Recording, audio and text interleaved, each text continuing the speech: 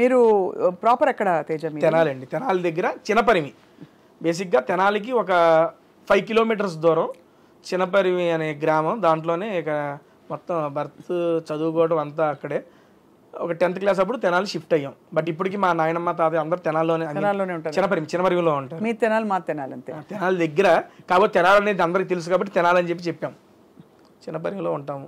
నాగార్జున గారిని కలిసినప్పుడు ఏమనిపించింది తేజ? ఫస్ట్ టైము ఇంత పెద్ద స్టార్ను కలుస్తున్నానని నేను ఒరే ఏంట్రా, ఎందుకంటే వాళ్ళందరూ టీవీల్లో లేకపోతే ఈవెంట్లో స్టేజ్ మీద వస్తే దేవదాసు కన్వెన్షన్లో జరిగినప్పుడు వెళ్ళి సార్ని చూసి వచ్చిన నేను.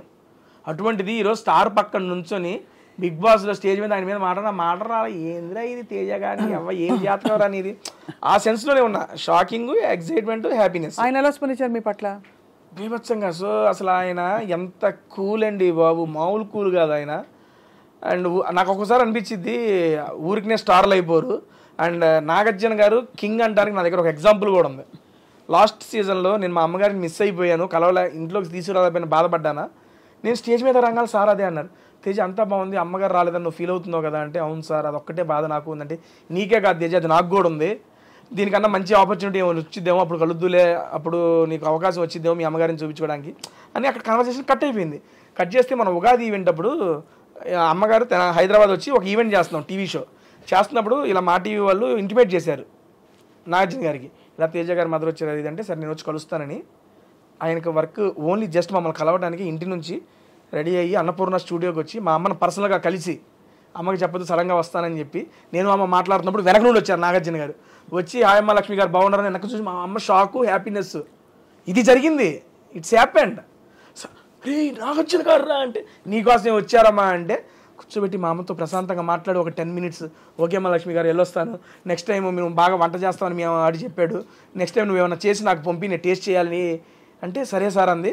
సీజన్ 8లో అవకాశం వచ్చినప్పుడు మా అమ్మ పాల తాలికలు తీసుకొచ్చింది, అది తీసుకెళ్ళి సారుకు పెడితే తిని పేరు గుర్తు పెట్టుకొని, లక్ష్మి గారు ఆ రోజు అడిగాను ఈరోజు చేసి పెట్టారు, థ్యాంక్ యూ అండి అని చెప్పి స్టేజ్ మీద థ్యాంక్స్ చెబుతారు సార్.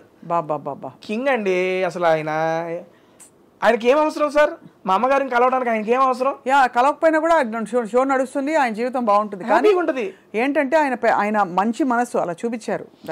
నేను అది అమ్మగారిని తీసుకురావడం అంటే అంత గౌరవిస్తారు. నాకు ఉండిపోయింది అది అనేది ఆయన గ్రహించి, అరే తేజ గారు అది వీలయ్యాడు. ఆయన ఏమనుకున్నారో నాకు సెకండరీ.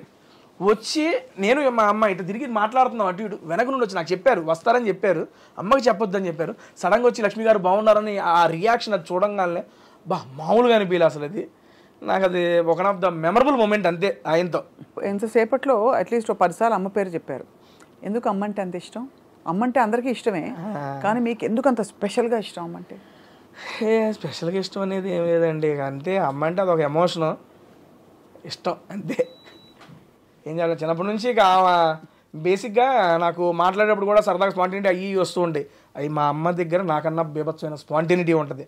నా మీద జోకులేసి కదా అమ్మకి చాలా ఒక మంచి కుకింగ్, చాలా మొహమాటం మా అమ్మకి, మాట్లాడదు, కెమెరా ముందు అస్సలు మాట్లాడదు.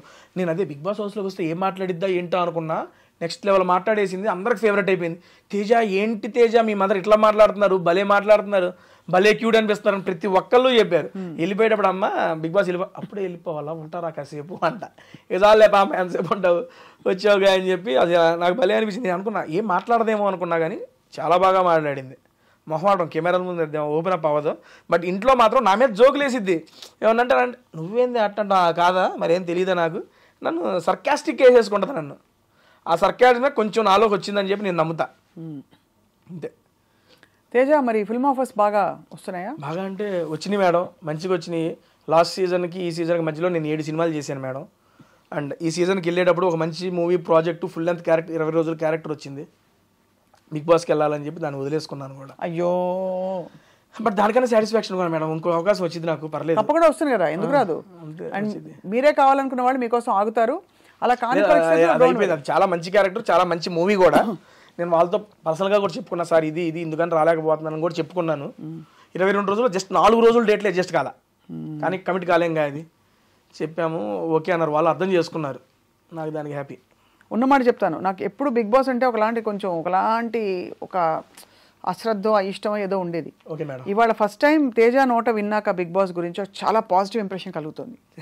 థ్యాంక్ యూ అండి. సో వాళ్ళు మీకు నిజంగా పిలిచి మళ్ళీ సన్మానం చేయాలి బిగ్ బాస్ వాళ్ళు. దేనికండి? మీరు ఇంత బాగా చెప్తున్నందుకు. ఇది నాకు అర్థమైన బిగ్ బాస్ అండి నేను చెప్పింది. ఎవరి పర్స్పెక్టివ్లో వాళ్ళకి అర్థమయ్యేది. ఇది ఎంతైనా పాజిటివిటీ నెగిటివిటీ ఉంటుందండి. కాకపోతే నేను దీని ద్వారా ఇది అర్థం చేసుకున్నాను అనేది నేను మీకు తెలియజేస్తుంది అనుకుంటున్నా. ఐ మీన్ తెలియజెప్పాలనుకున్నా. నెక్స్ట్ సీజన్ బిగ్ బాస్ మళ్ళొక్కసారి మేడం గారిని కన్సల్ట్ చేయండి. అంతేనా? మరొక్కసారి కన్సల్ట్ చేయండి. ఒక్కసారి వెళ్ళి ఎక్స్పీరియన్స్ చేసి రండి. ఇటు పక్కన మీరు కూర్చుందరు, నేను అటు పక్కన కూర్చుంటా. అప్పుడు మీరు చెప్పండి మీ ఉద్దేశం ఏంటో. అంతే. ఏదైనా చూసి మనం గెస్ట్ చేయలేము మేడం. ఎక్స్పీరియన్స్ చేయండి. అప్పుడు మీకు నచ్చకపోతే I accept because it is your personal opinion. Perfect. అయితే తేజ పులిహోర ఎలా చేస్తారు? బ్రహ్మాండంగా చేస్తా కలిపి. ఎలా చెప్పండి, రెసిపీ చెప్పండి, నేర్చుకోవాలి కదా. రాత్రిపూట మిగిలిపోయిన అన్నం ఉంటుంది మేడం, అవినాష్ అన్నం పిలుస్తా. పిసుకంటే ఆయన పిసుకుతా ఉంటాడు పక్కన. నేను ఒక బ్యాండీ పెట్టి పోపేస్తా. మళ్ళీ అవినాష్ అన్నం పిలిచి దాని దీంట్లో వేసి కలిపి నిమ్మకాయలు కలపమంట. పిసికేస్తాం, నోట్లో పెడతాం. అంతే. అంతే. సూపర్. అంతేనా? ఇంకేమొచ్చు? మీరు ఎగ్ ఫ్రైడ్ రైస్ చెప్పారు. ఇంకా అన్న వంటలన్నీ చేస్తాను నేను. చికెన్ చేసా, మటన్ చేసా, బంగాళదుంప, టమోటా, ఎవ్రీథింగ్, వంకాయ, బెండకాయ, అన్ని కర్రీలు చేసా. అన్నిటికీ ఒకటే సింపుల్. పొయ్యి పెడతాం, కడాయి పెడతాం, పోపు వేయటం, ఉల్లిపాయలు వేయటం, కావాలంటే టమోటాలు వేయటం, కాసేపు మగ్గియటం, ఏ కూర కావాలంటే ఆలు కావాలంటే ఆలు వేయటం, బెండకాయ కావాలంటే బెండకాయ వేయటం, ఏదో మూత పెడతాం, ఓ పావు గంట నుంచి అటు ఇటు తిప్పడం, ఉప్పు కారం వేసి తింపడం.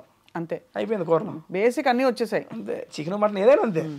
మరి తేజ పెళ్ళి ఎప్పుడు? ఏదో ఇప్పుడు అప్పుడే ఏం లేదండి, చూస్తున్నాం. ఇంకా చిన్నపిల్లలు పెళ్లి చేసుకునే వయసు. అదే ఊరికే అంటే ఏదో ఉంటుంది కదా అని. ఏమీ లేదండి. బాగా మంచి అద్భుతంగా వంట చేసే పిల్ల కావాలా, లేకపోతే అలా అక్కర్లేదు? వంట చేసే వాళ్ళు అలాంటి రిక్వైర్మెంట్, వంట చేస్తే బాగుంటుంది. ఎందుకంటే తిండి ప్రియుడిని కదా. దాంతోపాటు కొంచెం అర్థం చేసుకుంటే చాలు, ఇంకా అంత మించి ఏం అవసరం లేదు. అంతే. అండ్ ఏదో అంటారు కదా సినిమాలో, ఎవరు వస్తే వాళ్ళు అయిపోయిన వయసు నాకు, అమ్మాయి అయితే చాలా అర్థం చేసుకునే అమ్మాయి. అంతే. అంతే కదా. అంతే మేడం. బట్ చాలా మిమ్మల్ని చూసి గర్వపడాల్సిన విషయం ఏంటంటే మీ ఫ్యామిలీ అండ్ చూస్తున్న వాళ్ళు చాలా ఇన్స్పైర్ అవ్వాల్సిన విషయం, మీరు ఒక టెక్కీ అయి ఉండి ఎంటెక్ చదివి కంప్లీట్గా దాదాపు ఒక చిన్న బ్యాక్గ్రౌండ్ నుంచి బయలుదేరి మీరు ఒక ఆల్మోస్ట్ స్టార్ స్టేటస్కి వచ్చి మిమ్మల్నే ఎంచుకుని ఒక చాలా అతిపెద్ద రియాలిటీ షోలో మీరు ఎంచుకోబడి అండ్ మీ టాలెంట్ తోటే, కేవలం మీ కాన్వర్జేషన్ తోటే మీరు సెలబ్రిటీస్ని కూడా నా సినిమా ప్రమోట్ చేయి అనిపించే స్థాయికి తెచ్చుకుని ఇవాళ మీరు ఇక్కడ కూర్చుని నేను మిమ్మల్ని ఇంటర్వ్యూ చేసి మీ విషయం తెలుసుకుంటున్నాను, 10 మందికి తెలియపరుస్తున్నాను.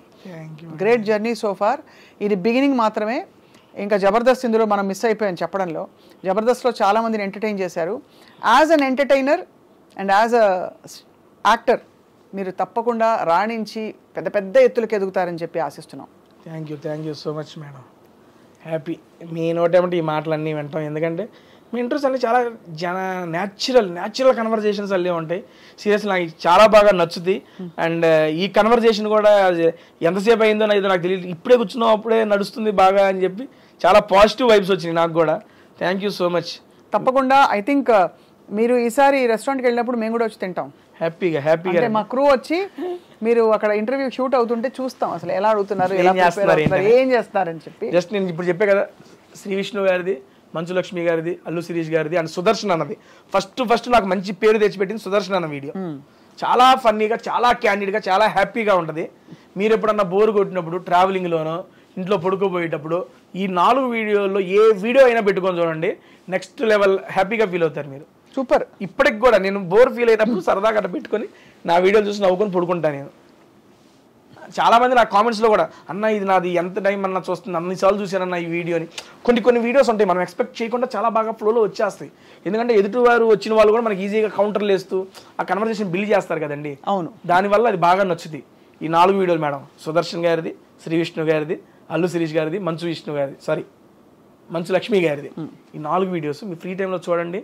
ఒక వీడియో చూసేనా నాకు గ్యారంటీగా నేను చెప్పింది నిజమేనా ఒక మెసేజ్ పెడతారు నాకు. మీరు ఎప్పుడైనా వెన్నెల కిషోర్ గారితో చేశారు? చేశారు. వెన్నెల కిషోర్ గారు, మారుతి గారు ఇద్దరు కాంబినేషన్. మిస్ అయిపోయాను. నేను వెన్నెల కిషోర్ గారి ఫ్యాన్.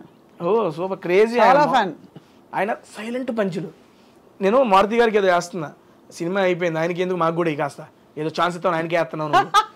అదే కదా. అటువంటి సన్న నాకు అర్థం కాదు. ఒక నిమిషం అన్న అదేం లేదన్న, మరి అన్న ఇంకా ఆడే పెడతాం మాకు ఇవా అంటాడు. వస్తున్నా ఉండన్న, అది కూడా భలే వెళ్ళింది.